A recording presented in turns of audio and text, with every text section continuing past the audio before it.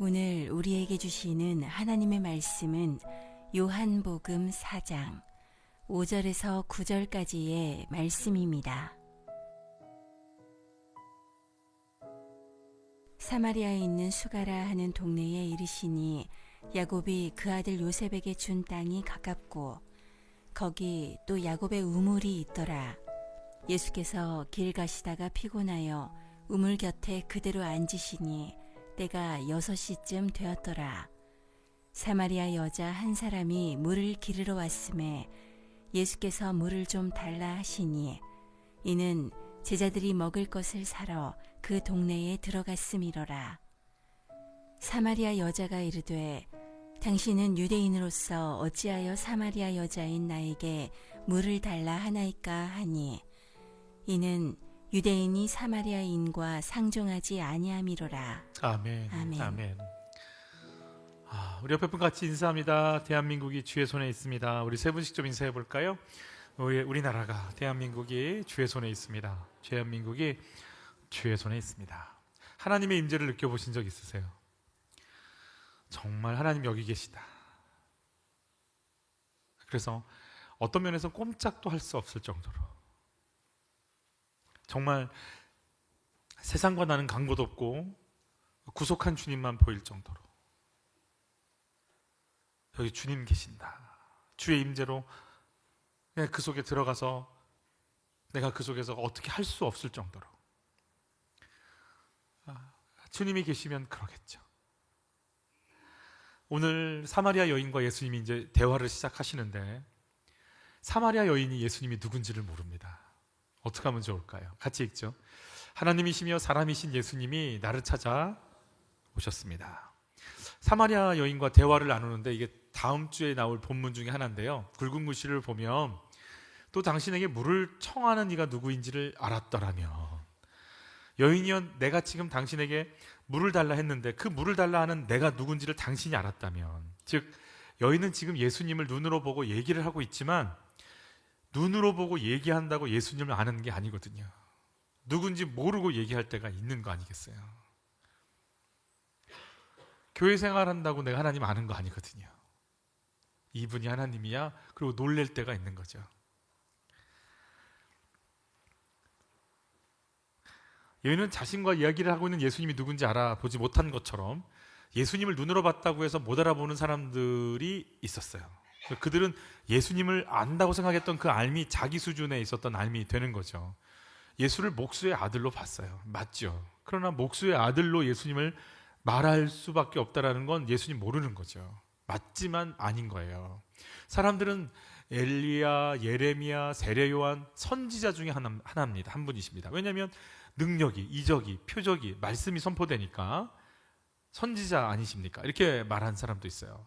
빌라도는요 재판을 하면서 예수님과 직접 눈을 마주친 것뿐만 아니라 내가 그라라고 하는 그 예수님의 말씀을 들어요. 그래서 빌라도는 시기 질투 때문에 예수께서 잡힌 걸 알았습니다. 그래서 이 사람은 정죄할 수가 없다, 심판할 수가 없다, 이런 악한 일, 무슨 악한 일을 그가 했느냐 오히려 묻습니다. 안 했지 않느냐라는 말이거든요. 그래서 이 사람이 피 흘릴 것에 대해서 나는 무죄하다, 너희가 당해라. 빌라도는 예수님을 변호하고 싶은 거죠. 빌라도의 눈에 예수님은 의로운 청년, 죄 짓지 않은 도덕적인 사람으로 보였던 거죠. 맞지만 이게 또 예수님은 아니거든요. 예수님의 친척들이요, 예수님이 귀신을 쫓는 것을 보고 그 능력에 감탄해서 놀라기도 했지만 뭐라고 얘기하는 줄 아세요? 그가 미쳤다 이렇게 표현합니다. 제정신 아니야, 우리랑은 좀 성격이 우리랑은 좀 다른 것 같아, 이렇게 표현하는 거죠. 예수님의 집안에서 함께 살았던 형제들도 뭐라고 표현하느냐, 예수를 믿지 아니함이러라 그래요. 함께 보고 함께 부닥쳐서 살아가도 아닌 거예요. 예수 모르면 모르는 겁니다. 여인이 지금 예수님과 눈을 마주보면서 얘기한다고 해서 예수를 아느냐? 그렇지 않습니다. 여러분, 우리가 성령님의 도우심으로 예수 아는 은혜를 경험하기를 축복합니다. 예수님과 사마리아 여인과의 대화는 요한복음에만 나옵니다. 저희가 오늘 요한복음에만 나오는 예수님에 대한 포인트를 좀 몇 가지를 체크하고 가려고 그래요. 왜냐하면 요한복음은요, 다른 복음서, 공관복음서와 좀 다르게 이 요한복음만이 가지고 있는 독특함이 있는데, 그 중에 하나가 뭐냐면 하나님이신 예수님을 증거한다는 거예요. 예수님이 말씀을 이루러 오셨다, 예수님이 십자가 지셨다, 예수님이 우리를 위해서 언약을 맞는데, 요한복음만이 좀 더 강조하고 있는 부분은 바로 그 예수가 하나님이시다라는 거예요. 오늘 그 부분을 잠깐 좀 보고 여인과의 대화 속으로 들어갈 겁니다. 같이 읽죠. 예수님은 하나님과 함께 계신 하나님이십니다. 그랬어요. 하나님과 함께 계신 하나님이다. 요한복음 1장 1절 같이 한번 읽습니다. 태초에 말씀이 계시니라. 이 말씀이 하나님과 함께 계셨으니 이 말씀은 곧 하나님이시니라 그랬어요. 태초에 에나르케라고 하는 이 헬라어 단어는 창세기에서 나오는 태초에와 완전 다릅니다. 창세기의 태초는 시간과 공간이 만들어지는 얼추 우리가 시간적으로 이렇게 측정해 볼 수 있는 시간의 태초입니다. 영어 성경은 다 인더 비기닝이에요. 근데 요한복음에 등장하는 이 태초는 영원 전부터 영원 후까지 계시는, 시간과 공간으로 우리가 측량할 수 없는 그 하나님의 훨씬 넘어서 있는, 그러니까 우리가 측량할 수 없는 거예요. 우리가 볼 수 없는 그 영원의 태초를 얘기하는 거예요. 수준이 다른 거죠. 이 태초에 뭐가 계셨어요? 말씀이 계셨어요. 말씀이. 이 말씀이 누구와 함께 계셨어요? 하나님하고 같이 계셨어요. 근데 이 말씀이 곧 누구세요? 하나님이세요. 여기서 문제가 들어갑니다. 요한복음 1장 1절에 하나님은 몇 분이 등장할까요? 대부분 하나님 하면 삼위일체니까 3명 하고 던지려고 했더니 숫자가 모자란 것 같은 이 느낌. 그래서 이게 말씀이고 여기도 하나님이고 하나님이니까 한 분이라고 얘기하자니 뭔가 하나가 아닌 것 같은 이 느낌. 그래서 2명이라고 얘기하자니 맞을까 하는 그 고민. 여러분, 물론 신학적인 의미를 부여하면 달라질 수는 있겠지만 그냥 이 본문 안에서만 하나님은 2분이 등장하세요. 태초에 말씀이 있었습니다. 이 말씀이 하나님과 함께 계셨는데 이 하나님과 함께 계신 이 말씀이 곧 하나님이시라는 거예요. 여기도 하나님, 여기도 하나님. 일단 2분이 등장한다는 걸 알 수가 있죠. 자, 말씀이라고 하는 부분에 있어서 우리는 헬라어로 이거를 로고스라고 부르거든요. 로고스란 말 들어보신 적 있죠? 말씀을 믿으세요. 그럴 때 이 말씀은 어떤 말씀이냐? 내가 너희에 이르게 이런 말이 영이요 생명이라. 말씀, 하나님의 입에서, 예수님의 입에서 나오는 말이라는 거예요.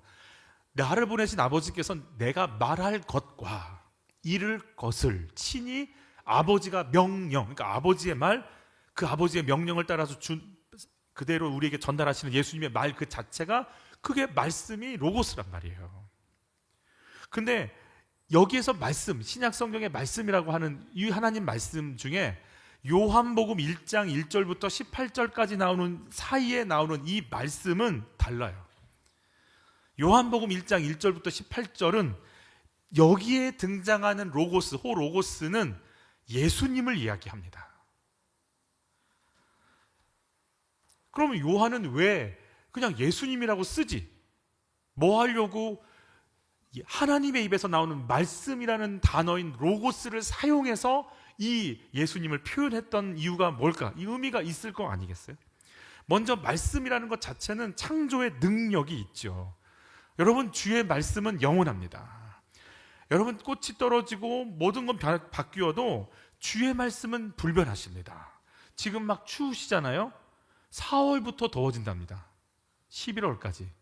11월에 덥다가 12월부터 또 우리는 엄청 춥겠죠. 우린 날씨도 변하고 삶도 변하고 환경도 바뀌고 우리 마음도 바뀌지만, 우리 외모도 바뀌지만 주의 말씀은 영영이 서리라. 변함이 없이 그 말씀이 진행될 걸 믿습니다. 그래서 변함이 없는 하나님의 그 언약에 대한 말씀에 대한 강조점이 진행된다라고 해서 그 말씀 창조에, 그리고 있으라 하심에 그대로 되니라라고 하는 그 엄청난 능력의 말씀을 상징하는 것이기도 하죠. 말씀 자체가 구약에서는, 신약에서도 마찬가지고. 헬라 사람들 역시 이 로고스라고 하는 단어를 어떤 우주를 지배하고 있는 신비한 원리, 근원, 만물을 통제하는 힘으로 표현했어요. 여러분, 남녀가 결혼해서 잠자리를 하면 애가 나와요. 물어볼게요. 우리가 만들었어요? 얘기하죠. 유전자가 그렇게 돼서 난자와 정자가 만들어져서 이렇게 세포 분열을 해가지고 이렇게 나왔다. 얘기는 할 수 있어요. 근데 그걸 우리가 했냐고요. 그러니까 내가 그렇게 잠자리에서 나온 그 아이들이 나보다 키가 크고 나보다 유능하고 나보다 똑똑하고 나보다 괜찮다면 도대체 내가 만든 거냔 말이에요. 도대체 뭔가 이해할 수 없는 그 원리. 우리가 물론 씨앗을 심죠. 물을 주죠. 그렇다고 막 자라고 막 열매 맺는 게 그 우리가 한 거예요? 그 원리가 있구나. 헬라 사람들도 느끼는 거예요. 이 철학가들도 하늘에, 땅에, 바람에, 세상에, 생명에, 동식물에, 온 세상에 우리가 어찌할 바 모르는 그 거대함. 추운데 분명히 봄은 오고 더운데 분명히 바람은 불어서 나중엔 추워지는 우리가 어찌할 바 모르는 그 근본적인 힘이 있구나. 그 근원적인 어떤 것이 있구나. 그걸 그들은 로고스라고 불렀단 말이에요. 여러분 중국 성경에서 요한복음 1장 1절에 이렇게 말씀은 길도자를 써서 도가 있었다 태초에 이렇게 표현한단 말이에요. 어떠한 원리, 어떠한 길, 어떠한 원칙, 근원이 있었다 이렇게 표현한단 말이에요. 사도 요한이 예수님을 로고스라고 표현할 땐 이런 의미를 가지고 있습니다. 그 로고스가 어떤 의미냐? 신성과 인성을 갖추신 그분, 어떤 그 분이 계신다라는 걸 얘기하는 거죠. 신성이라 함은 예수께서 하나님이시다라는 말을 하는 거고, 인성이라고 하는 것은 예수께서 사람으로 오셨다라는 걸 얘기하는 거죠. 그러니까 예수님께서 하나님으로 사람으로 오신 바로 그 근원적인 그분이 계시다를 표현하려고 지금 로고스라는 단어를 사용했다라는 거예요. 여러분 예수가 하나님이시다 이 말은요, 하나님은 영원 전부터 영원 후까지 계시는 분이십니다. 영원 전부터 계시는 하나님이시면 예수님도 영원 전부터 계신 분이십니다. 그 영원 전부터 계신 그분이 성부 하나님과 함께 그분과 함께 계셨기에 있으라 하심에 그대로 되리라라고 하는 창조의 사역 속에 예수님도 함께 하시는 겁니다. 그래서 예수님을 사도 요한이 뭐라고 표현합니까? 같이 읽죠. 만물이 그로 말미암아 지은 바 되었으니 지은 것이 하나도 그가 없이는 된 것이 없느니라. 아멘. 그럼 모든 것의 근원, 창조가 창조의 근원이신 예수님에게서 나왔다라는 걸 얘기하는 거죠. 예수님이 채찍질 당하실 때 그 채찍은 누가 만든 거예요? 채찍의 가죽은 예수님이죠. 예수님을 찌른 그 가시가 누가 창조한 거예요? 예수님이요. 예수님을 매달아 놓은 그 나무, 그 거친 그 나무를 누가 자라게 하신 거예요? 예수님이요. 그의 손목을, 발목을 뚫고 지나간 그 쇠못, 그의 옆구리를 찌른 그 쇠창이, 그 쇠가 누구에게서 창조된 거예요? 예수님이요. 모르니까. 그가 누군지 모르니까. 정확히 보고 정확히 만졌고 정확히 얘기했다 하지만 그가 누군지 모르니까.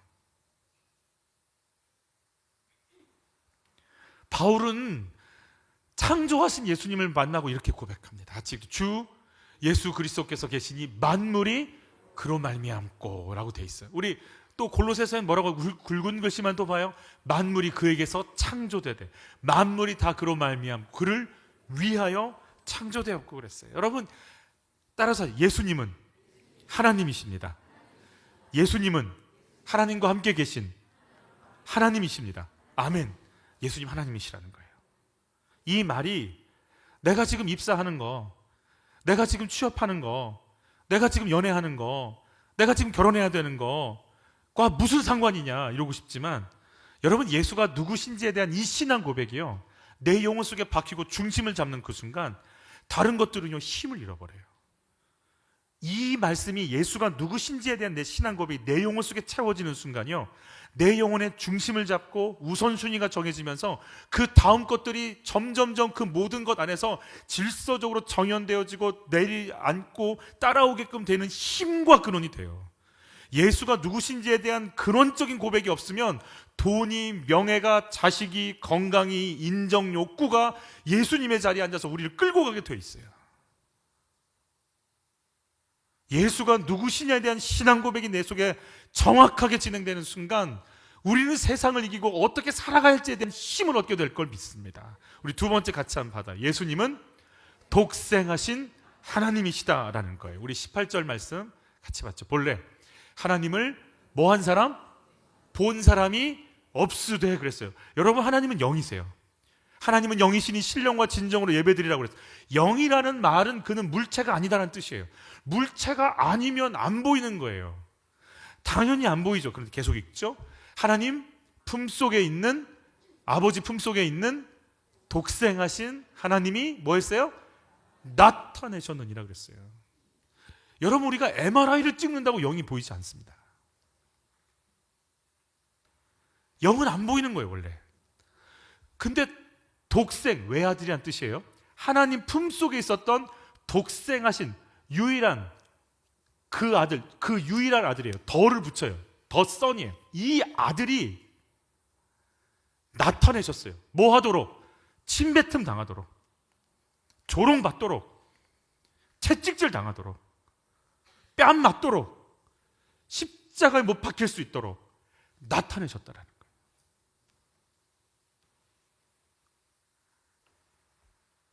구원하셔야 하기 때문에. 여러분, 로고스, 신성을 갖고 계신 하나님, 하나님, 인간으로 오신 하나님, 그 모든 것에 근원 되시는 그분, 이라는 말을 사용해야 되기 때문에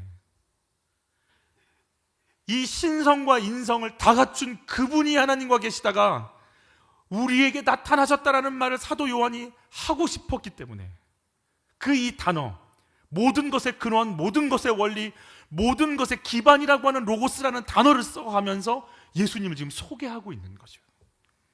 인성이라는 말은 사람이란 뜻, 이성, 지성, 감성을 갖고 있다는 거예요. 그리고 이 인간이라는 말은 육체를 갖고 있다는 말. 여러분, 육체를 가지고 있다는 말은 어떤 의미인 줄 아세요? 육체가 있다면 뭘 흘릴 수 있을까요? 피를 흘릴 수가 있어요. 예수님이 마리아의 뱃속에 들어가십니다. 아버지 품속에 계셨던 독생하신 외아들이셨던 하나님이 인간에게 나타내실 때는 마리아의 몸속에 들어가서 이 땅에 10개월 동안 매달려 계시다가 출생하시는 과정을 통해서 우리에게 보여주십니다. 여러분, 다니엘서를 보면 풀무불 속에 다니엘의 네 친구들이 들어갑니다. 그런데 뭐라고 얘기하냐면 4명이 들어갔는데 왜 5이냐? 그리고 그 한 명은 하나님의 아들과 같지 아니하냐 이렇게 물으시는 거예요. 무슨 말이에요? 예수님 그 속에서 춤추셨어요. 예수님도 얼마든지 육신을 입고 이 땅 가운데 그냥 훅 오실 수 있어요. 그런데 십자가 지고 죽기 위해서 오실 때는요, 철저하게 사람의 몸으로 오세요. 그래서 여자의 몸속에 들어갔어요. 요셉과 마리아가 정혼한 이 상태에 요셉이 잠자리하지 않은 이 여자에게 속에 들어가서 여자의 후손이 뱀의 머리를 밟는 그 언약을 이루기 위해서 그대로 예수님께서 그 자리에 들어가서 그 코스를 밟고 오시는 거죠. 전능하신 분이라고 그냥 얼마든지 육신으로 쑥 올 수 있지만 그렇지 않았어요. 정확하게 인간으로 오시는 온전한 인간이시기를 원하셨기 때문에 그 과정을 다 밟아 가시는 거예요. 사도 요한은요, 이걸 로고스라는 단어로밖에 표현을 할 수가 없는 거예요. 여러분, 이게 우리의 믿음 되기를 축복합니다. 다 절 따라서 하시죠. 예수님은 하나님이십니다. 예수님은 하나님과 함께 계신 하나님이십니다. 예수님은 하나님이십니다. 하나님의 독생자이십니다. 아멘. 이 믿음의 고백이 여러분 속에요, 쩌커덩하고 딱 붙어 있어야 돼요. 중심을 이루어야 돼요. 어떤 고백도 아니고 이 고백이 중심을 이루어줄 수 있으셔야 돼요. 마지막 같이 한번 또 볼까요? 예수님은 하나님이시며 사람이십니다. 우리 14절 같이 봤죠? 말씀이 육신이 되어 우리 가운데 거하심에 우리가 그의 영광을 보니 아버지의 독생자의 영광이요 은혜와 진리가 충만하더라. 할렐루야. 여러분, 그 말씀이 육신을 입으셨어요. 근데 영광이 하나님의 영광이에요. 독생자 하나님의 영광이에요. 은혜가 있어요. 은혜가, 용서하시는 은혜가 거기에 가득해요. 아멘. 진리가 가득해요. 진리, 어떤 진리? 죽은 자가 살아난 진리요. 죽은 자는 죽어버려야 되는데 죄인이 용서받는 법이요. 아멘. 귀신이 내 앞에서 굴복하는 법이요. 아멘. 어둠의 세력들이 내 속에서 떠나가는 법이요. 아멘. 바람과 바다가 내 앞에 잠잠하게 하는 법이요. 아멘. 영원토록 내가 하나님과 함께 영광 속에 들어가서 사는 법이요. 아멘. 그 은혜와 진리가 가득한 분이 이 땅 가운데 오셨다라는 거예요. 말씀이 육신이 되는 게 왜 중요한가? 여러분, 인카네이션, 카가 육체적인 것이라는 뜻을 갖고 있어요. 라틴어로. 육신을 입고 왔어요. 육신을 입고. 육신을 갖고 있어야만 피를 흘릴 수 있어요. 신성과 이성을 다 갖추고 계신 분이지만 그가 사람이기 이전에는 피를 흘릴 수 없어요. 혼은, 영은요, 육체가 없다란 말이에요. 근데 예수님이 육체가 없으시기 때문에 뭘 흘릴 수가 없다고요? 피를 흘릴 수가 없어요. 그렇기 때문에 예수님은 뭐가 되셔야 돼요? 육신이 되셔야 돼요. 그 호 로고스가 육신을 입고 이 땅 가운데 와서 피 흘릴 준비를 다 하고 이 땅 가운데 오셔야 된다고요. 오시자마자 사람들은 예수님을 뭐라고 생각했어요? 요 나사렛 출신 저 목수 미친 사람 별거 아니네. 그리고 채찍질하고 손가락질하고 십자가에 매달았어요. 그러나 예수님은 하나님이시고 하나님의 독생자이시며 사람이세요. 여러분, 예수님이 신성을 다 갖춘 신이 아니면 구세주가 될 수 없어요. 왜냐하면 우리의 영혼의 모든 죄, 앞으로 지을 모든 죄를 다 짊어지고 가실 분은 하나님밖에는 없어요. 그런데 이 죄값을 치르려면 하나님은 뭐가 없으세요? 몸이 없으세요. 그러니까 뭐를 못 흘리세요? 피를 못 흘리세요. 그런데 유일한 단 한 분, 성부도 성령도 아닌 성자라는 하나님만이 가지고 계신 그 아들, 그 유일한 그분, 그 아들 한 분만, 그분만 육신을 입고 이 땅 가운데 와서 하나님이시기 때문에 모든 죄를 짊어지고 그 모든 죄를 짊어진 상태로 그 영혼의 피를 흘려서, 육신의 피를 흘려서 우리를 영원토록 용서하실 수 있는 유일한 하신 한 분. 그래서 하나님이셔야만 되고, 그래서 사람이셔야만 되는 오직 유일한 한 분, 그분이 우리의 구원자시다. 사도 요한은 그걸 얘기하고 싶은 거예요. 그렇기 때문에 예수님이라고 얘기할 수도 있겠지만, 아니, 하나님이시면서 사람이시면서 우리의 죄를 온전히 용서하실 단 유일한 그 한 분, 그분이 하나님과 함께 계시다가 독생하셨다가 육신을 입고 이 땅 가운데 너희 앞에 계신 것 너희는 아느냐라고 얘기하고 싶어진다라는 거죠. 세례 요한은 예수님을 보자마자 그래서 뭐라고 외치는 겁니까? 세상 죄를 지고 가는 하나님의 어린 양이라고 이제 알아보기 시작하는 거예요. 성령께서 열어주시니까 인간을 죄에서 구원하실, 저 초라한 저 사람, 저 내 사촌 동생 예수인데, 저가 하나님의 아들이었어? 세례요한이 눈이 열리는 거예요. 눈이 열리는 거예요. 그래 뭐라고 외칩니까? 같이 보겠습니다. 내가 보고 그가 하나님의 아들이심을 뭐 했어요? 증언하였노라 하니라. 그러면서 뭐라고 그래요? 내가 세례를 내가 받아야 될 텐데 어떻게 당신이 나에게 받으러 오시나이까? 티끌만큼도 흠이 없는 하나님의 독생자가 피 흘리기에 오신 하나님이 자기 눈앞에 있는 걸 보는 거예요. 세례 요한이. 그래, 나는 신들매를 감당치 못하겠다. 나는 쇠하고 그는 흥해야 되겠다. 자기의 제자들 향해 그를 따라가라 막 이러잖아요. 사람들은 그 예수를 만났어요. 그러나 정확하게 보지 못했어요. 누군지 알지 못했어요. 나사렛 출신이 뭐가 대단해, 이런 식으로 얘기하기 시작하는 거죠. 여러분, 예수님만 우리의 구원자 되십니다. 예수님이 하나님만 되시면 왜 우리의 구원자가 될 수 없어요? 뭘 못 흘려요? 피를. 예수님이 사람만 되시면 왜 우리의 구원자가 될 수 없어요? 영혼의 모든 죄를 감당할 수 없으니까, 사람이게. 나는 예수님을 어떻게 고백하고 계세요? 별거 아니라고요? 알고 있다고 그러지 마세요. 이 신앙 고백이 들어가는 순간 우리 영혼은 흔들리지 않아요. 영광의 하나님, 창조의 하나님이 나를 살리기 위해 이 땅에 오심이 인정이 되십니까? 아멘? 아멘? 여러분, 이 하나님이시면서 인간이신 분은 누구밖에 없다? 예수님 밖에 없다라는 신앙 고백이에요. 아멘? 그 아들만 그래요. 신앙 고백, 사도신경 외우는 거 전 사실 되게 좋아해요. 제가 다정성전 와서부터 새벽 예배 때마다 사도신경 고백할 때마다 떨림이 있어요. 그 아들만. 그 아들만. 여러분, 이 땡땡 이분이 구원자 아니에요. 이 구조를 그대로 가져다가 이 땡땡 이분이 구원주라고 얘기하는, 여러분 신천지는 와 있어요. 이렇게 많이 왔는데 왜 안 와 있어요? 여기 있어요. 다시 보자 부목자, 이렇게. 그거 알고 계세요? 잠복 기간이 8년까지 가요. 저번에 코로나 때 그쪽 부산 쪽, 대구 쪽이죠, 성가 지휘자였어요. 8년 만에 들어왔어요. 8년 만에. 얼마든지 여기서 잘 잠복하고 계실 거예요. 듣고 있나? 땡땡 아니에요. 저는 제가 이렇게 거친 말을 안 하게 생겼지 않습니까?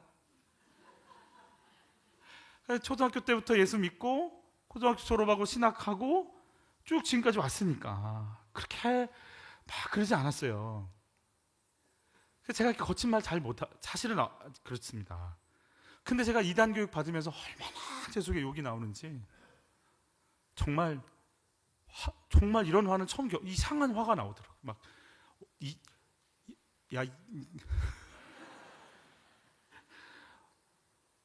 정말 막 정말 화가 나대요. 정말 막 속에서 거의 욕 비슷한 말이 나오더라고요. 제 속에서 정말 화나더라고요. 와,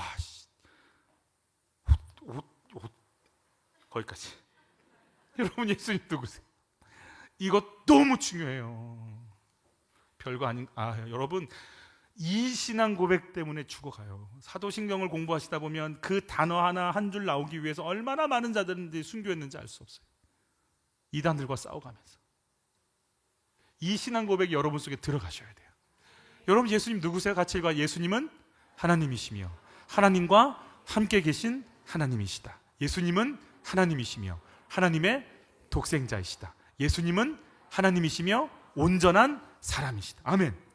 여러분, 하나님은 예수님 하나님이시고 하나님의 품 안에 계셨던 독생자, 하나님과 함께 계신 그 하나님이시고 예수님은 하나님이시고 온전한 사람이시다라는 것. 아멘.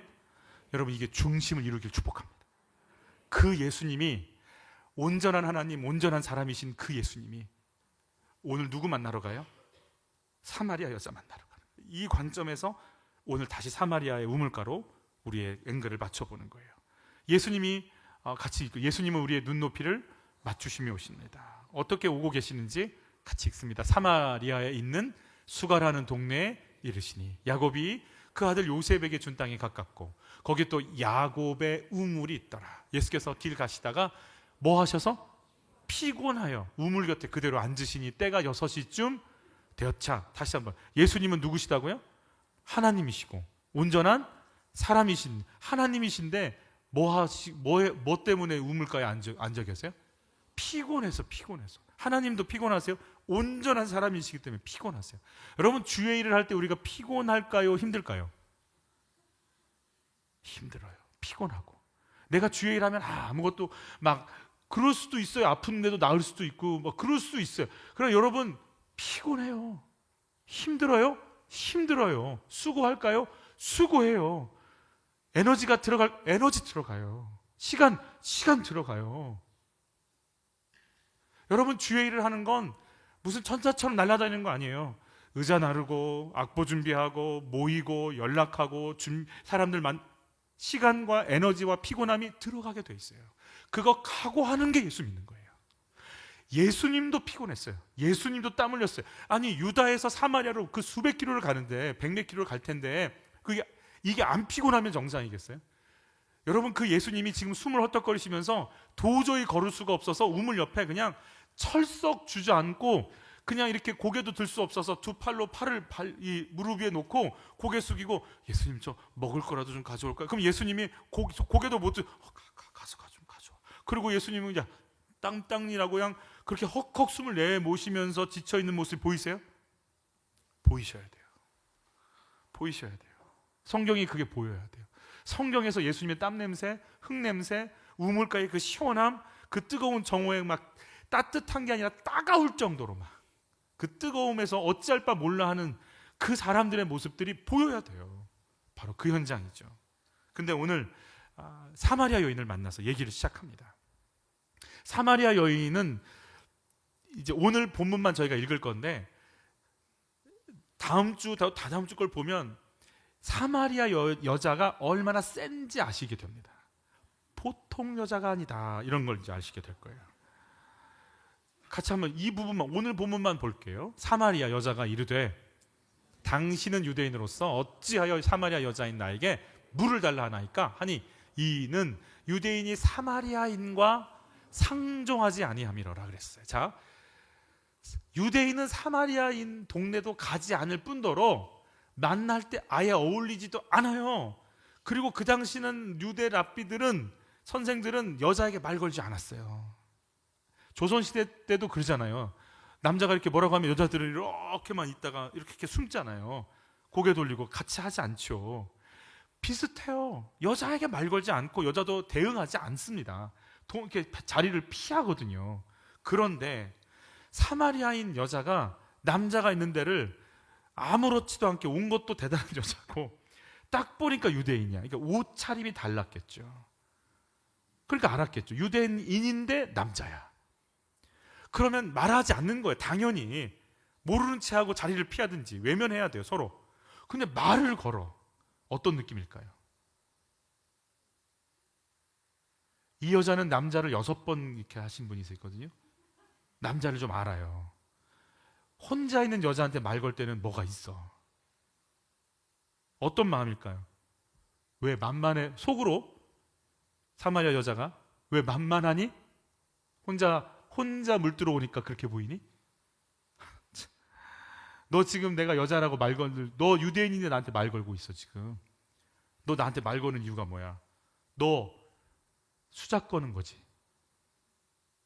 이거 오늘 본문에, 오늘 큐인 성경 공과에 나오는 거예요. 수작 건다. 여인은 분명히 예수님 이렇게 느낍니다.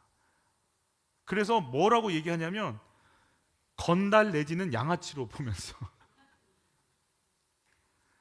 뭐라고 얘기합니까? 나한테 왜 물 달라고 그래요? 여러분 다음 주 거 보면은요, 아니 물기를 그릇도 없으면서 그러면 너는 어디서 물을 떠다 줄 건데 당신이 야곱보다 커? 그러면 이 여자가 한마디도 안 집니다.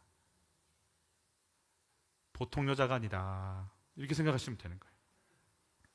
여장부 같은 성격이 남자와의 아픔 속에서 생겨나 버린 건지 원래 성격이 이런 건지는 모르겠어요. 한마디도 안 지고 예수님과 막 얘기하고, 지금은 예수님을 정말 동네 건달로 여기면서 얘기하는 거예요. 예수님이 이 여자에게 이런 대우를 받을 걸 아셨을까요? 아셨을까요? 아셨죠. 이런 거절, 모욕, 무시, 밀어냄, 이거를 당할 걸 알고 가셨을까요? 알고 가셨죠. 여러분 거절당하는 거 어떠셔요? 여러분 예수님께서 이 땅에 오셔서 사역하실 때 각오를 하는 거예요. 육체 피곤함이 있다 없다? 있다. 거절감과 거부가 온다 안 온다? 온다라는 거예요. 사역할 때 이게 옵니다. 오늘 주중에 우리 큐티 말씀 중에 누가복음 10장에 거절에 대한 부분이 등장했어요. 한번 이 거절을 한번 볼까요? 그러나 어느 마을에 들어가든지 그곳 사람들이 너희를 환영하지 않거든 그 마을의 큰 길로 나와서 말하기를 우리는 우리 발에 묻은 너희 마을의 먼지조차도 붙이고 가지 않을 것이다. 그러나 하나님의 나라가 가까이 왔다는 사실을 명심하라.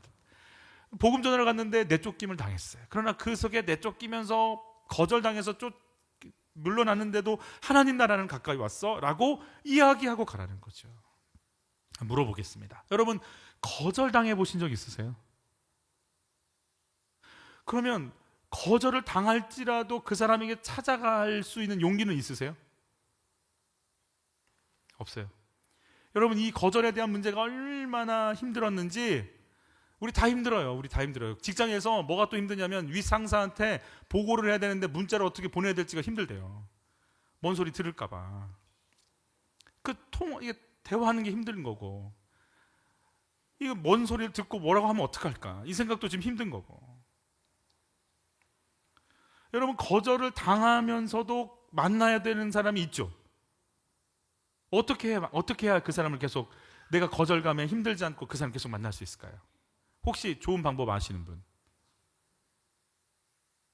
거절당해도 찾아갈 수 있는 힘, 그리고 거기에 눌리지 않고 끝까지 가서 그 사람을 이끌어갈 수 있는 힘은 뭐예요? 눈빛이 몰라요. 거절당하면 내가 이 직장을 왜 다녀? 내가 이 사람을 왜 만나? 안 만나면 되지. 이렇게 살아온 우리 삶 속에 예수님은 거절당하기로 작정하고 지금 가시는 거예요. 그리고 지금 거절의 현장 속에 있는 거예요, 계속. 여러분, 잘 될 거야 라는 생각을 내려놓으셔야 돼요. 거절당하는, 물어볼게요, 제가. 눈으로만 깜빡이세요? 나는 상처 잘 받는다. 이런 분들. 계세요? 계세요? 눈을 부릅뜨지 말고. 전 상처 엄청 잘 받아요. 전 어릴 때부터 그랬어요. 상처 투성이에요. 몸만 두껍지 상처 투성이에요. 제 안에 누가 보면 저 겸손하다고 그러거든요. 안 그래요. 교만해요. 나 이 정도 대우는 받아야 돼. 나 이 정도 사람들이 인정해 줘야 돼가 희한하게 제 안에 있어요. 이게 여러분, 나는 잘 돼야 돼. 할 수 있어. 나는 이렇게 할 수 있는 사람이야. 이게 자존감이 높은 거예요. 여러분, 강복 삼성병원 정신과 원장이 나와서 그 얘기 해주시던데, 그건 자존감 아니라고. 그거는 헛된 망상이라고. 자존감은 명확하게 내가 처한 상황이 무엇이며 내 상태가 어떤지를 명확히 알고 그 속에서 잘하는 게 뭔지를 정확하게 아는 게 자존감이지, 나는 이런 대우를 받을 사람이야 라고 자꾸 외치는 건 자존감이 낮은 거죠. 그게 없으니까 자꾸 그걸 외치는 거 아니겠어요? 상처를 왜 받느냐? 나는 이런 대접 받을 거야 라고 하는 생각 속에 갇혀있기 때문에 그래요. 그러니까 가는 곳마다 상처예요. 여러분, 교회 공동체 생활하면서 상처 받으신 적 없어요? 정말 다양하게 상처받습니다. 저는 예전에 상가에서 저희 밥 먹었거든요. 우리 초창기도 저희가 밥을 먹었지만, 그리고 김치를 나눠주는데 김치가 떨어져서 조금 줘갖고 상처받아서 간 분이 계세요.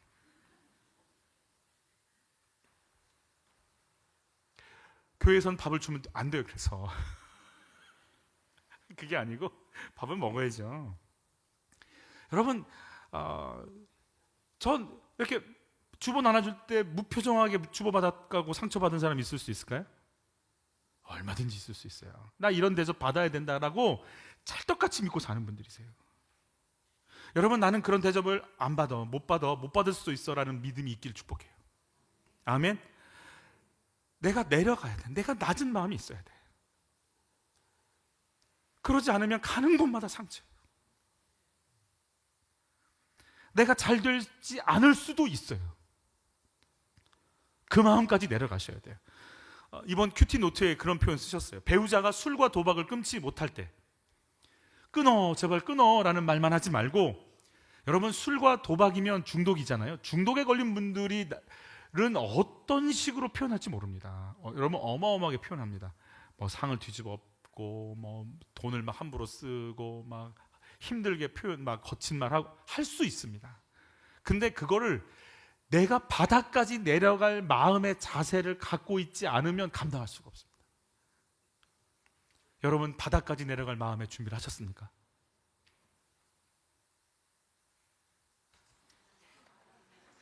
요즘 안 들었죠? 나는 바닥까지 갈 거야.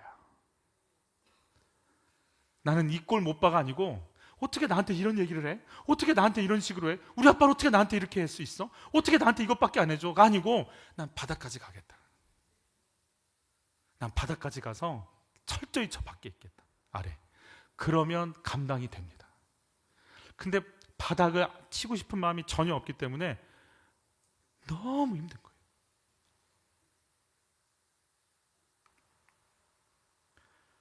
있으면 먹고, 없으면 금식하고, 죽으면 천국 가면 됩니다.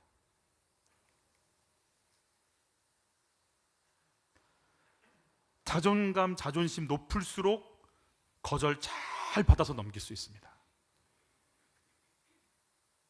여러분, 사람들이 조롱할 때 예수님 큐티, 이번에 누가복음 10장 큐티엔 뭐라고 분명히 말씀하시냐면, 같이 읽죠. 너희 말을 듣는 자는 곧 내 말을 듣는 것이요, 너희를 저버리는 자는 곧 나를 저버리는 것이요 나를 저버리는 자는 나 보내신 이를 저버리는 것이라 하시네. 그러면 성부, 자, 내 말을 거절하면 누굴 거절하냐면 예수님을 거절하는 거고, 예수님 거절하는 것은 예수님을 보내신 누구를?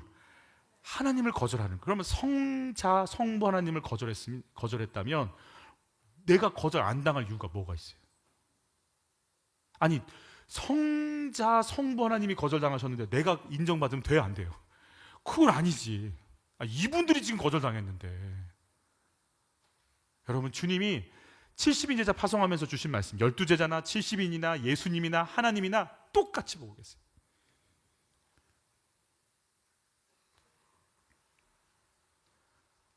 거절 나만 당하는 거 아니에요. 주님도 당하고 계세요. 그래서 긍휼, 안타까움, 안쓰러움으로 문제를 볼 수 있는 은혜가 있기를 축복해요.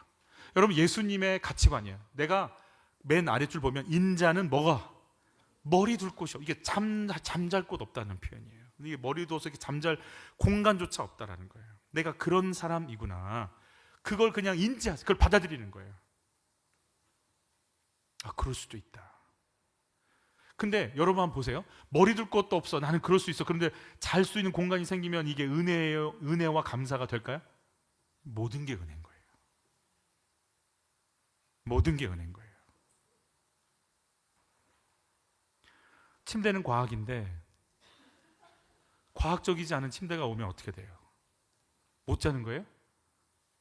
아니잖아요. 그냥 재워만 줘도 그게 감사가 시작이 되는 거예요. 바닥에 있으면 모든 게 감사해요.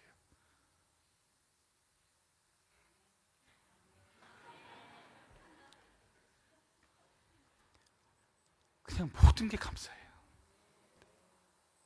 아프신 분들은요, 안 아프면 좋겠다가 소원이거든요. 그래서 그냥 안 아프면 숨 쉬는 게 감사하고, 서 있는 게 감사하고, 밥 먹는 게 감사하고, 소화하는 게 감사하고, 만나는 게 감사해요. 아멘. 예수님의 가치관, 같이 인자가 온 것은 섬김을 받으려 함이 아니라 도리어 섬기려 하고 자기 목숨을 많은 사람의 대속물로 주려 함이니라 그랬어요. 그러니까 예수님은 섬기려고 오셨어요. 마음의 가치관이 그래요. 난 섬김 받으려고 오잖아요. 안 섬겨주면, 이게 지금 이게 전문 용어인데, 이게 이게 신앙 용어인데, 여러분 이걸 몰라도 한빛교인이니까 이 정도는 알았어요. 이게 라틴어라서 그렇지만 좀 어렵지만 여러분 잘 이해했으면 좋겠어요. 이따가 찾아보세요. 이게 전문 용어로 삐친다 이렇게 얘기하는. 이게 대접받으려고 오는 분들이 있어요. 나는 대접받으려고 오지 않았어. 나 섬기러 왔어. 아멘. 대접받으려고 결혼하잖아요. 지옥이에요. 지옥이에요. 불구덩이가 달려요. 정말 사는 게 아니에요. 섬기려고 만나잖아요. 그냥 천국이 임해요. 천국. 뭘 더 줄까? 열려요. 같이 또 읽어봐. 인자가 온 것은 잃어버린 자를 찾아 구원하. 예수님의 가치관이에요. 잃어버린 사람 찾기 위해서 나는 얼마든지 섬기고 나가고 바닥을 치리라. 무슨 대접받아 좋다. 생명 살릴 수 있으면 좋겠다. 이국종 교수가 그런 표현 썼다면서요. 의료개혁이 이루어져야 된다고 정치인부터 수많은 사람들이 외치는데 실제 현장에서 잠 못 자고 못 먹으면서 뛰어다닐 수 있는 의사는 없다고. 뭐 사랑하세요, 뭐 이렇게 저같이 막 외치는 사람이 있을 수 있어요. 근데 실제 밑바닥에서 괜찮아, 가자. 그리고 달려가서 또 만나고 기도하고 위로하고 격려하고 끄집어내고 주께로 인도하고 달려가서 온몸을 다해서 살려내려고 뛰어다니는 그 현장에 한 사람이 없다라는 거잖아요. 여러분 기억하실 게 있어요. 지금 조롱받으면서 무시당하면서 양아치 건달 취급받으면서 기분 나빠하지 않고 그 자리에 서서 여인에게 말을 걸고 계신 분은 누구세요? 하나님과 함께 계시다가 독생하신 외아들이신 그분이 죽기 위해서 육신을 입고 오늘 그 자리에 서서 여인에게 수작 거시는 거 아니에요?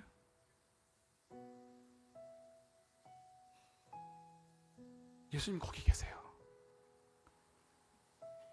여러분 복음 전할 때 조롱과 거부 당해보신 적 있어요? 낮아진 마음으로 거절 잘 당해보셨어요? 제가 사역했었던 예전 교회는 저희 교회랑 사이즈가 좀 비슷해요. 제가 이제 저 교육 전도사 할 때니까 저 위에서 제가 이렇게 사역을 이제 어떤 사역 일부 이제 교육 전도사 사역 마치면 1, 2부로 나눠서 예배 드렸는데 2부 때 제가 저 위에서 뭐 했냐면 푸시맨 앉으시라고 막 집사님 좀 더 들어가세요. 더 들어가세요. 한 명 더 앉을 수 있어요. 그 푸시맨 제가 하고 있어요. 위에는 제가 담당이어가지고 푸시맨을 하고 있는데 한 줄이 다 비어져 있는 거예요. 이렇게 이상하다. 왜 여기 안 앉을까? 들어가세요. 근데 들어가려고 쭈뼛쭈뼛거리는 거예요, 사람들이. 그래서 이렇게 들어가서 안내를 하다가 제가 그 자리에 들어가 버렸어요. 그래서 들어오시라고 그러고 그렇게 사람들을 끄집어서 쭈쭈쭈쭈 데려가서 앉혀놓고 옆을 봤더니 그분이 앉아 계신 거예요. 그분이 계셨어요. 그 교회에 계신 분인데 정신 이상이 오셔갖고 이분은 넥타이까지 메고 양복을 입고 여름이건 겨울이건 성경책을 옆에 끼고 돌아다니세요. 얼굴은 그러니까 이렇게 탄 게 아니고 아예 그냥 뻘개져 있어요. 이게 뭐 이렇게. 근데 문제는 이분이 돌아는 다니셔요.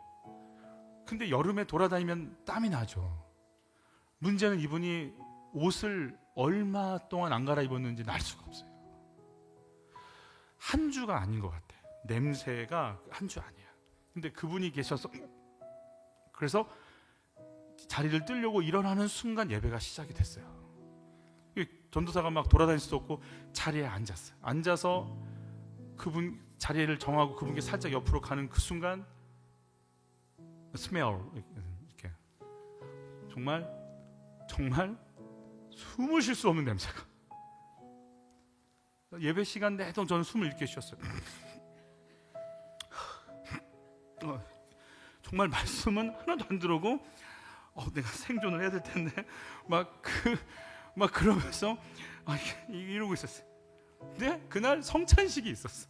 입을 벌려야 돼.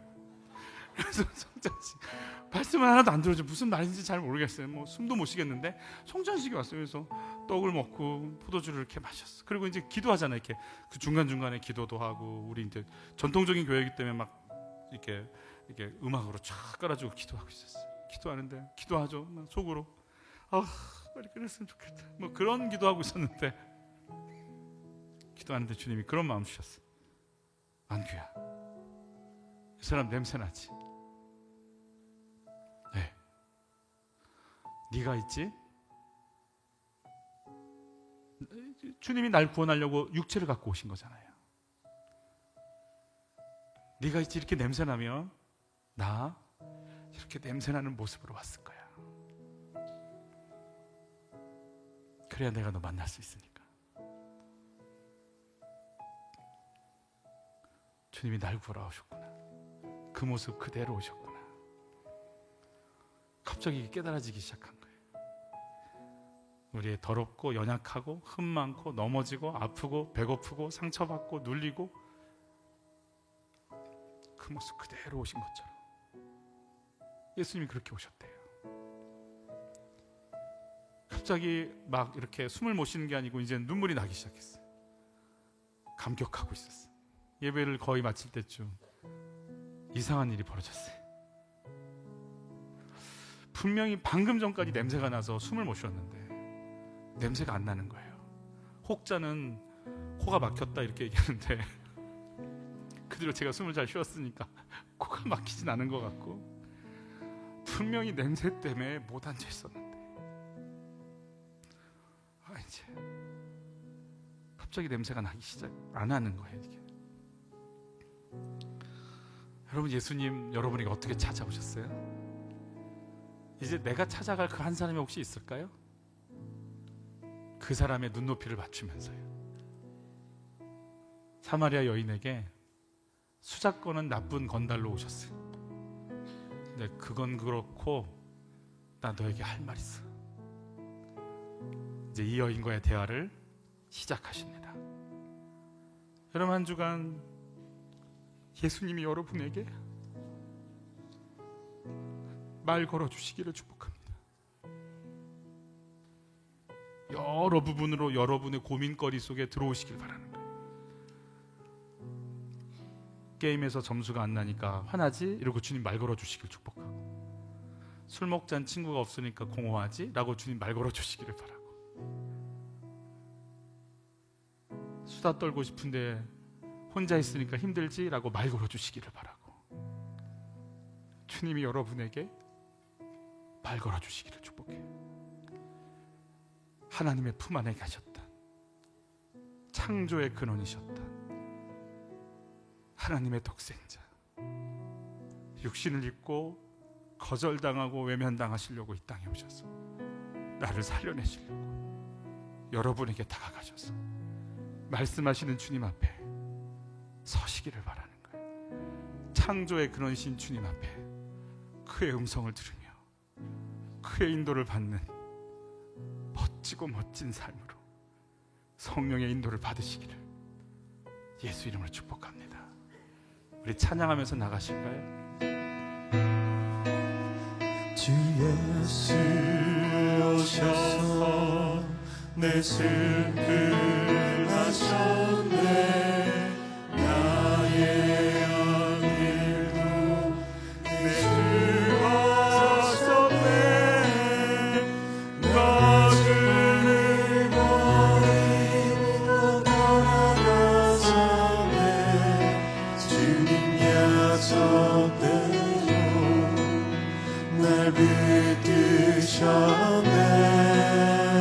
주 말씀 안에, 주 말씀 안에 너 물가로 곧 나오라, 너 물가로 곧 나오라, 내게 오라. 내 목마른 것을 내가 채우리라. 어둠의 들리던 내 눈물, 그 눈물 위에 내가 죽었노라. 내 주님의 사랑, 내 주님의 사랑 날 수 없지만 난 주를 믿네. 날 위한 사랑 영광을 버리고 나를 위하여 주 십자가 지사 자유를 주셨네. 주 말씀 안에 물가로 나오라, 내게 오라. 내 목마른 것을 내가 채우리라. 어둠의 흘리던 내 눈물, 그 눈물 위에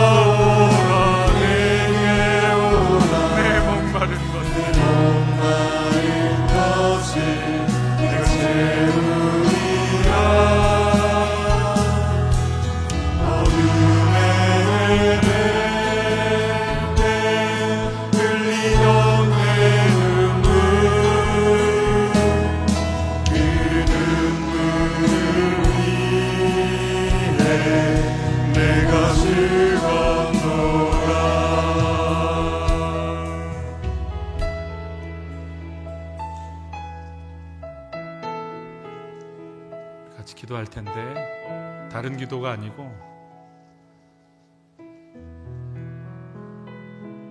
우리 주님이 앞에 계신다 생각하시고 우리 이런 기도하면 어떨까요? 예수님, 나 좀 안아주세요. 예수님, 내가 예수님이 너무 필요해요. 나 좀 채워주세요. 제가 너무 외로워요. 제가 미칠 것 같아요. 내가 두려워요. 제가 너무 힘들어요. 예수님, 나 좀 안아주세요. 내가 여기 있어요. 나 좀 만나주세요. 예수님, 내 영혼이 주를 알아보게 해주세요. 내가 당신을 알아보게 좀 해주세요. 예수님, 도와주세요. 주님 한번 외치고 우리 기도로 나가겠습니다. 주님, 사랑하는 아버지,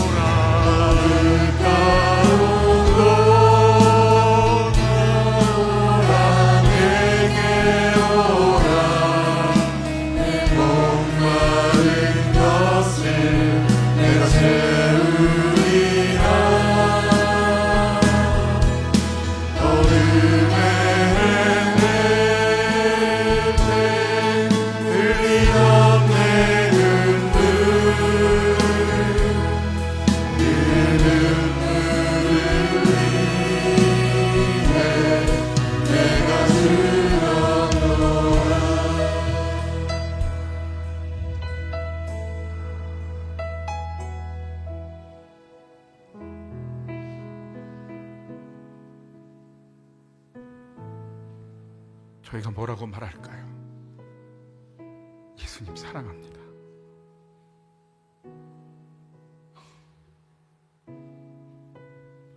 저희가 뭐라고 말할까요?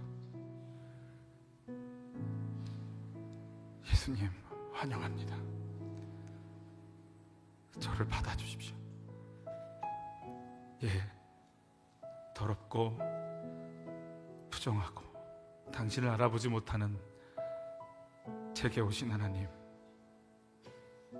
사랑합니다. 감사합니다.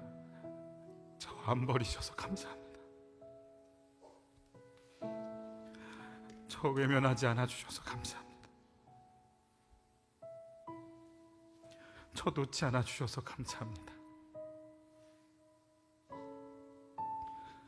저 안 버리셔서 감사합니다. 주님, 저희에게 와주셔서 감사합니다. 주께 예물을 드립니다. 받아주셔서 감사합니다. 낼 수 있게 해주셔서 감사합니다.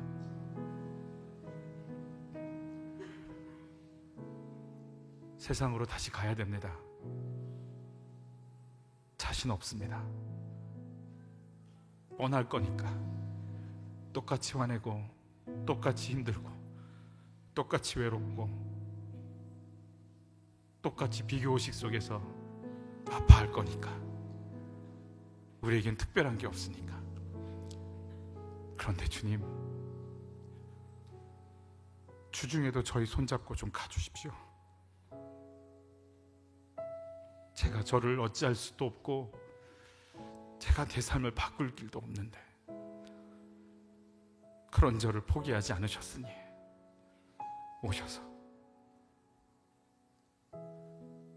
저희를 좀 채워주십시오. 주님, 사랑하고 감사합니다. 귀한 예물을 받아주셔서 감사합니다. 예수 그리스도의 은혜와 하나님의 사랑과 성령님의 교통, 임재, 이끄심이